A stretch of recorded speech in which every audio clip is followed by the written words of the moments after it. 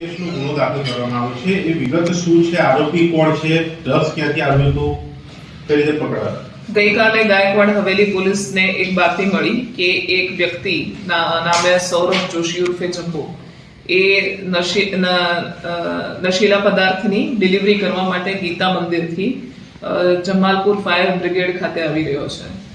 તો પોલીસે એ બાબતે વોચ રાખી રેડ કરી એ આરોપીને અટક કર્યો. તો એની પાસે આશરે 7.7 ગ્રામનું MDMA ડ્રગ્સ મળી આવ્યું અને આ સમગ્ર કાર્યવાહી NDPS એક્ટ હેઠળ કાયદેસર રીતે જે પ્રમાણેની જોગવાઈઓ છે એને આધીન કરવામાં આવી હતી.